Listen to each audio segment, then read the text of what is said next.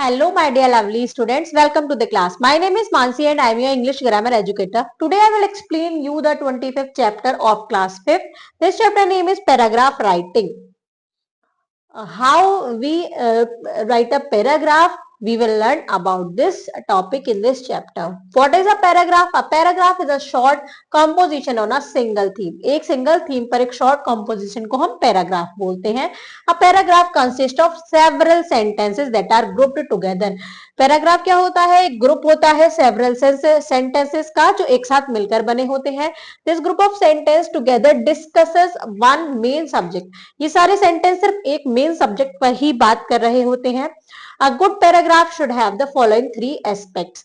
अच्छे पैराग्राफ में ये तीन एक्सपेक्ट होने चाहिए, जैसे unity. Just as each sentence deal with one thought, each paragraph must focus on a single idea. पूरा जो एक सेंटेंस है वो क्या करता है, वन थॉट को डील करता है. ऐसे ही पूरा पैराग्राफ भी सिंगल आइडिया को डील करना चाहिए, पॉइंट को और आर्ग्यूमेंट को दैट इज बीइंग डिस्कस्ड, जिसके बारे में हम बात कर रहे हैं. Every sentences in the paragraph must be closely connected with the main topic of the paragraph. हर सेंटेंस पैराग्राफ के एक दूसरे से क्लोजली कनेक्टेड होने चाहिए मेन टॉपिक से.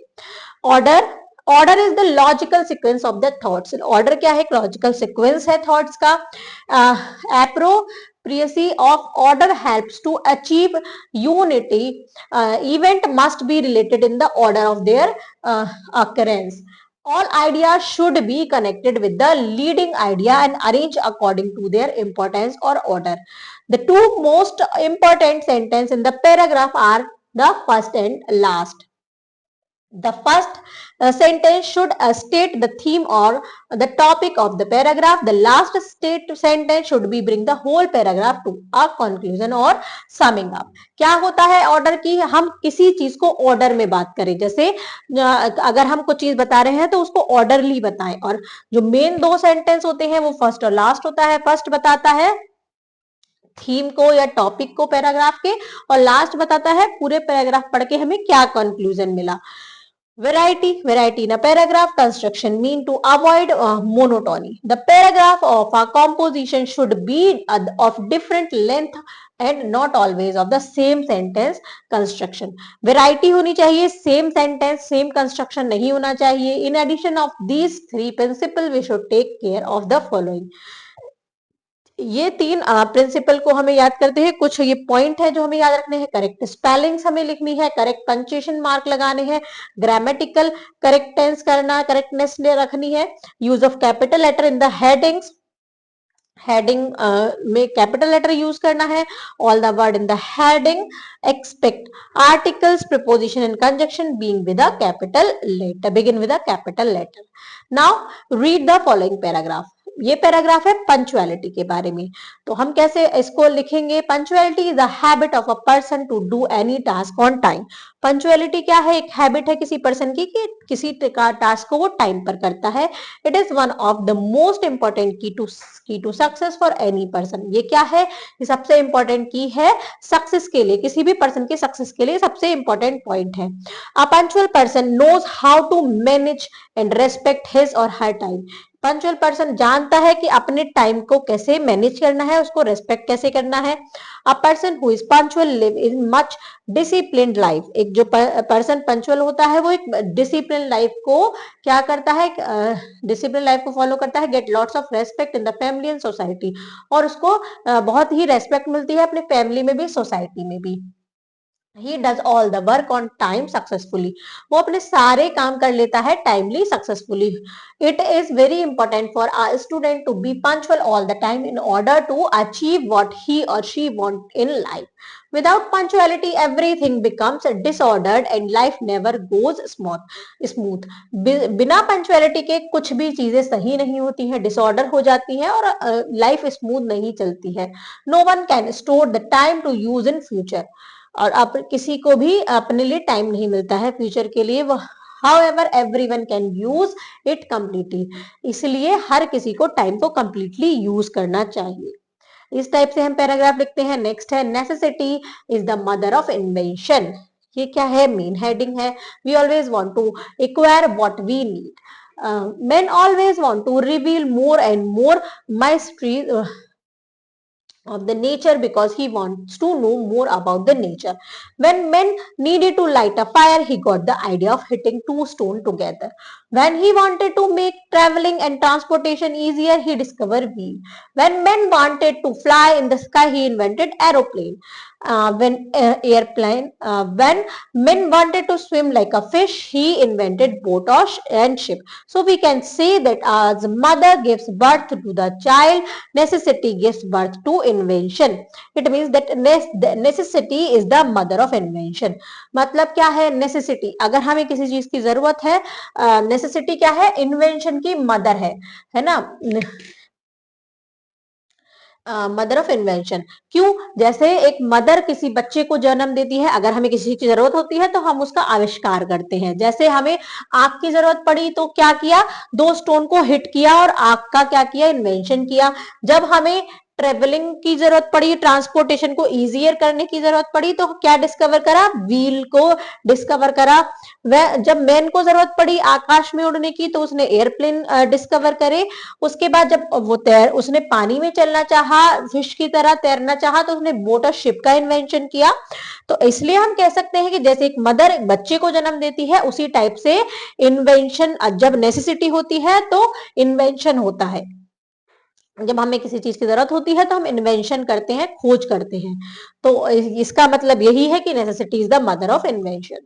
Now the next is work is worship. आप सभी जानते हैं वर्क क्या है, हमारी पूजा है. It is said that the hard work is the key to success. Success knocked at the door of such people who are hard working. आप जैसे जानते हैं, ये जैसा कहा जाता है कि हार्ड वर्किंग क्या है? सक्सेस की है. सक्सेस उन्हीं के डोर पर नॉक करती है जो लोग हार्ड वर्किंग होते हैं. If we run away from work we shall never be happy. अगर हम काम से भागेंगे तो हम कभी खुश नहीं रहेंगे. We shall lead a miserable life. If we are lazy our luck will also sleep. अगर हम लेजी होते हैं तो हमारा लक भी सो जाता है. We are the architect of our own faith. We should work without any care for the result. हमें काम करना चाहिए रिजल्ट की केयर किए बिना ही. Good people are always prized in the world. Without making an effort we cannot even eat our food. अगर हम एफर्ट नहीं डालेंगे तो हम अपना खाना भी नहीं खा पाएंगे. जब तक हम हाथ से उसको तोड़ेंगे नहीं, मुंह तक नहीं ले जाएंगे तो खाना भी अपने आप नहीं जाएगा. Life is dull without work. Life dull है बिना काम के. It is useful only if we work. ये तभी यूजफुल है जब हम काम करते हैं. So we must clearly understand that there is no way to fortune expect through hard work. Next is importance of education. Education की क्या इंपॉर्टेंस है? Education is a very important tool to success in life. An educated people person is respected everywhere. Education is not only contribute to the progress of an individual but also to progress of the society. Without education a person cannot achieve any kind of happiness in his life. Educated person is highly appreciated in the society. Education is important for all overall development. It is important to get respect in the society.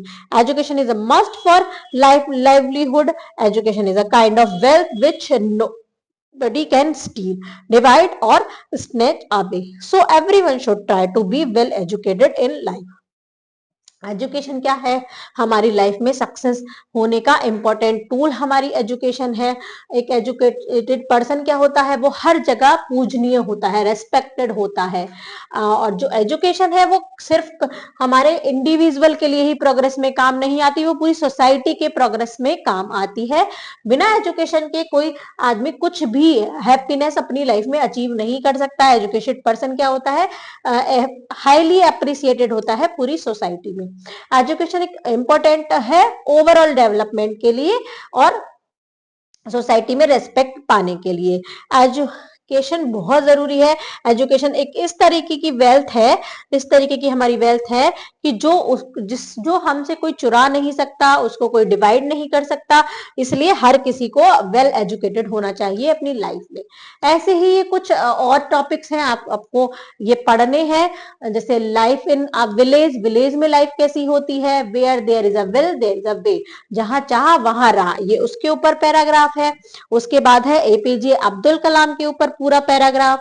आपको ये पढ़ना है अपनी classroom में. और next है ए morning walk. हमें सुबह मॉर्निंग वॉक क्यों करनी चाहिए, आइए इसको पढ़ते हैं।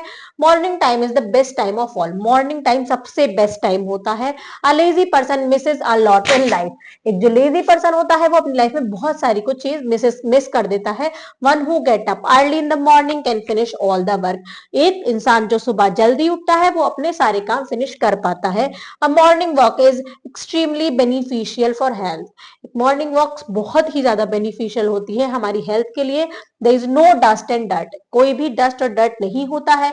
अ कूल ब्रिज ब्लो, ठंडी धीमी हवा बहती है। द बर्ड क्रिप्स, चिड़िया चहचहाती है। Dew drops shine like pearl, जो ड्यू ड्रॉप्स होती है वो बहुत पर्ल की तरह शाइन करती है। While walking barefoot on the green and ड्यूरी grass one feel fresh. अगर हम घास पर नंगे पैर चलते हैं तो हमको फ्रेशनेस फील होती है। A fresh breeze feel new life in us. Fresh breeze जो होती है वो हमारे अंदर न्यू लाइफ फिल करती है। The flowers gives out sweet fragrance. Flowers जो है वो स्वीट फ्रेग्रेंस हमें देते हैं। Morning walk keeps everyone fresh and cheerful through out the day. Morning walk क्या करती है, हर किसी को फ्रेश और चीयरफुल रखती है पूरा दिन। It is the best beginning of the day. ये क्या होती है, दिन की सबसे अच्छी शुरुआत होती है।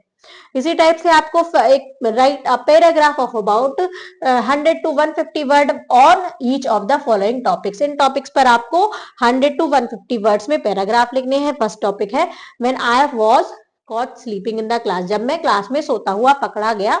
इसके ऊपर आपको पैराग्राफ लिखना है। The prime minister of India, इनके बारे में आपको पैराग्राफ लिखना है। द